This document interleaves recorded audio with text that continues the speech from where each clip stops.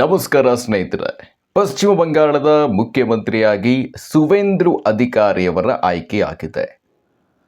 ಅಮಿತ್ ಶಾ ಅವರು ಈ ಘೋಷಣೆಯನ್ನು ಮಾಡಿದ್ದಾರೆ. ನಿರೀಕ್ಷೆಯಂತೆ ಸುವೇಂದು ಅಧಿಕಾರಿ ಮುಖ್ಯಮಂತ್ರಿಯಾಗಿರ್ತಾರೆ.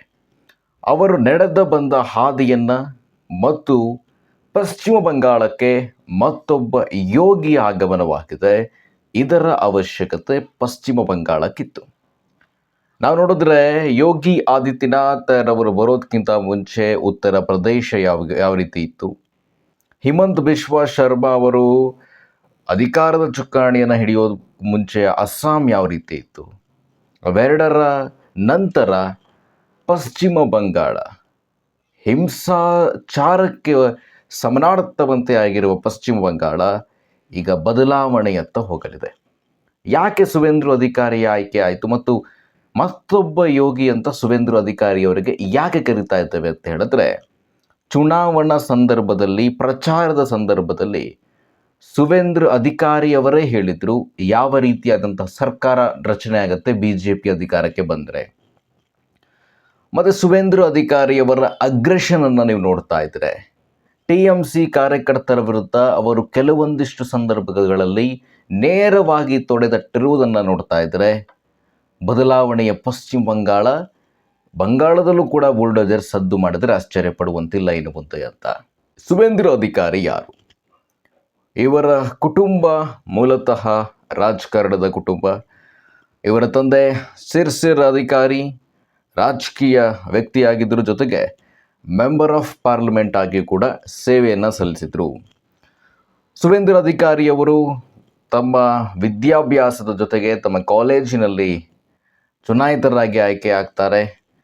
ಆರಂಭಿಕವಾಗಿ AITMC ಅಂದರೆ ತೃಣಮೂಲ ಕಾಂಗ್ರೆಸ್ಸನ್ನು ಸೇರ್ಪಡೆ ಆಗ್ತಾರೆ.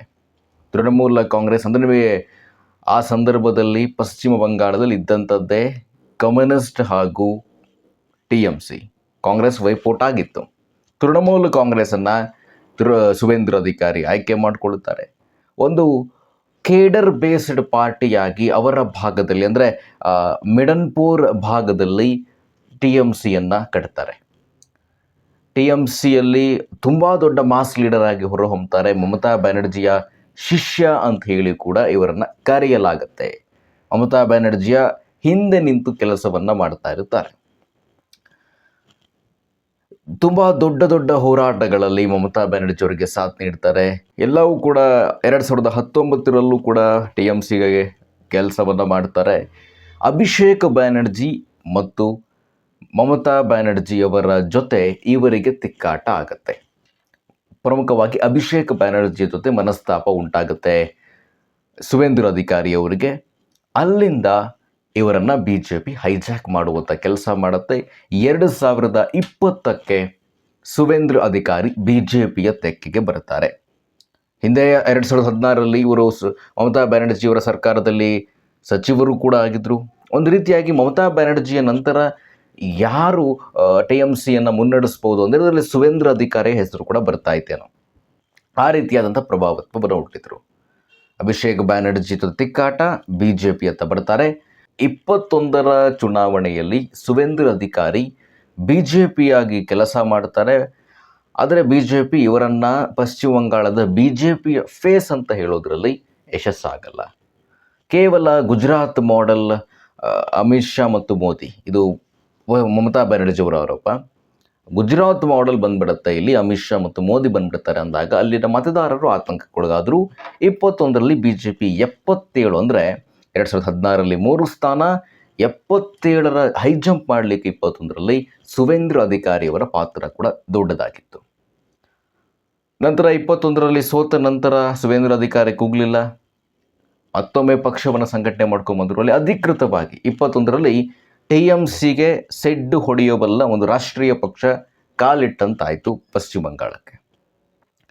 ಆಗ 68 BJP ಕಾರ್ಯಕರ್ತರ ಹತ್ಯೆ ಆಗುತ್ತೆ. ಕೂಡ ಕುಗ್ಗದ ಸುವೇಂದು ಅಧಿಕಾರಿ ಮಮತಾ ಬ್ಯಾನರ್ಜಿ ವಿರುದ್ಧ ಸತತವಾಗಿ ತೊಡೆತಡ್ತಾ ಬರ್ತಾರೆ. ಸತತವಾಗಿ 26ರ ಈ ಚುನಾವಣೆಗೆ ಬಂದರೂ ಸಹ ನಂದಿಗ್ರಾಮದಲ್ಲಿ ಮಮತಾ ಬ್ಯಾನರ್ಜಿಯವರನ್ನು ಸೋಲಿಸಿದರು. ಆ್ಯಕ್ಚುಲಿ ನಂದಿಗ್ರಾಮ ಮಮತಾ ಬ್ಯಾನರ್ಜಿಯವರು ಶಕ್ತರಲ್ಲ, ಅವರ ರಾಜಕೀಯ ಭವಿಷ್ಯ ಆರಂಭವಾಗಿದ್ದೆ ನಂದಿಗ್ರಾಮದಿಂದ. ಬಟ್ ಅವರು ಭವಾನಿಪುರದಿಂದ ಸ್ಪರ್ಧೆ ಮಾಡ್ತಾಯಿದ್ರು. ಭವಾನಿಪುರದಲ್ಲಿ ಅಮಿತ್ ಶಾ ಅವರ ಒಂದು ಆದೇಶದ ಮೇರೆಗೆ, ಒತ್ತಾಯದ ಮೇರೆಗೆ, ಇಲ್ಲ ನೀವು ಮಮತಾ ಬ್ಯಾನರ್ಜಿಯನ್ನು ಸೋಲಿಸಬೇಕು, ಮಮತಾ ಬ್ಯಾನರ್ಜಿಯನ್ನು ರಾಜಕೀಯದಿಂದನೇ ನಿವೃತ್ತಿಗೊಳಿಸಬೇಕು ಅನ್ನುವಂಥದ್ರಿಂದಾಗಿ ನಂದಿಪುರದಲ್ಲಿ ನಿಲ್ತಾರೆ ಸುವೇಂದು ಅಧಿಕಾರಿ. ನಂದಿಪುರದಲ್ಲೂ ಸಹ ಅವರನ್ನು 15,000 ಲೀಡ್ನಿಂದ ಗೆಲ್ತಾರೆ. ನೀವು ನೋಡಿ, ಮಮತಾ ಬ್ಯಾನರ್ಜಿಯ ಒಂದು ಭದ್ರಕೋಟೆಯನ್ನು ಛಿದ್ರಗೊಳಿಸೋದ್ರಲ್ಲಿ ಸುವೇಂದು ಅಧಿಕಾರಿಯ ಪಾತ್ರ ದೊಡ್ಡದು. ಆ TMC ಕಾರ್ಯಕರ್ತರನ್ನ ಎದುರಾಕಣದೇನು, ರ್ಯಾಲಿಗಳಲ್ಲಿ ಅವರ ವಿರುದ್ಧ ಮಾತನಾಡಿದಾಗ TMC ಕಾರ್ಯಕರ್ತರು ಅಗ್ರೆಷನ್ನ ತೋರಿಸೋದು ಸುವೇಂದು ಅಧಿಕಾರಿ ವಿರುದ್ಧ. ಇವರು ಅದೇ ರೀತಿಯಾಗಿ ಅವರ ಬೆಂಬಲಿಗರ ಪಡೆ, ಬೆಂಗಾವಲ ಪಡೆಯನ್ನು ಸಹ ಬಿಟ್ಟು ಹೋಗಿ ಅವರ ವಿರುದ್ಧ ತೊಡೆತಟ್ಟುವುದು, ಇವೆಲ್ಲವನ್ನು ಗಮನಿಸಿ ಅದೇ ಮೊದಲಿಂದಲೂ ಕೂಡ ಡಿಸೈಡ್ ಆಗಿತ್ತು ಸುವೇಂದು ಅಧಿಕಾರಿ ಅವರಿಗೆ ಪಟ್ಟ ಕೊಡಬೇಕು ಅಂತ ಹೇಳಿ. ಈಗ ಪಶ್ಚಿಮ ಬಂಗಾಳದ ರಾಜಕಾರಣದಲ್ಲಿ ಒಂದು ಅತಿ ದೊಡ್ಡ ತಿರುವು ಉಂಟಾಗತ್ತೆ ನೋಡಿ. ಪಶ್ಚಿಮ ಬಂಗಾಳ ಉತ್ತರ ಪ್ರದೇಶ ಯಾವ ರೀತಿ, ಅಸ್ಸಾಂ ಯಾವ ರೀತಿ, ಈಗ ಬಿಹಾರ ಯಾವ ರೀತಿ, ಅದೇ ರೀತಿಯಾಗಿ ಇಲ್ಲೂ ಕೂಡ ಬುಲ್ಡೋಸರ್ಗಳ ಗರ್ಜನೆ ಆರಂಭವಾಗುತ್ತೆ. ನೋಡ್ತಾ ಇರಿ. ಅಕ್ರಮ ಬಾಂಗ್ಲಾ ವಲಸಿಗರು ಈಗಾಗಲೇ ಕಾಲು ಕಿತ್ಬಿಟ್ಟಿದ್ದಾರೆ. ಅವರು ಗೊತ್ತಿದೆ ಅವರಿಗೆ ಏನು ಮಾಡ್ತಾರೆ ಇವರು ನಾವಿಲ್ಲೇ ಇದ್ದರೆ ಅಂತ. ಈಗಾಗಲೇ ಅಕ್ರಮ ಬಾಂಗ್ಲಾ ವಲಸಿಗರು ಹೋಗಿದ್ದಾರೆ. ಅವ್ರು ಮತ್ತೆ ವಾಪಸ್ ಬರುವಂಥದ್ದು ಏನಿಲ್ಲ. ಬಹಳಷ್ಟು ವರದಿಗಳಿದೆ ಅಲ್ಲಿ ಅಕ್ರಮ ಬಾಂಗ್ಲಾದೇಶ ವಲಸಿಗರು ಚುನಾವಣೆ ಸಂದರ್ಭದಲ್ಲಿ ಏನಾದರೂ ಇಲ್ಲಿ TMC ಪುನಃ ಬಂದರೆ ನಾವು ಊರಿಗೆ ಹೋಗಿದ್ರೆ ವಾಪಸ್ ಬರ್ತೀವಿ, ಏನಾದರೂ BJP ಬಂದರೆ ನಾವು ವಾಪಸ್ ಬರಲಿಕ್ಕಿಲ್ಲ ಅಂಥೇಳಿ ಹೇಳೋಗಿದ್ದಾರೆ ಅವರು ಅಂತೇಳಿ ಸ್ಥಳೀಯರು ಹೇಳಿದ್ರಂತೆ. ಒಟ್ಟಾರೆಯಾಗಿ BJPಯ ತೆಕ್ಕೆಗೆ ಪಶ್ಚಿಮ ಬಂಗಾಳ ಬಂದ ನಂತರ ಒಂದು ಬದಲಾವಣೆಯ ಅತಿ ದೊಡ್ಡ ನಿರೀಕ್ಷೆ ಇದೆ.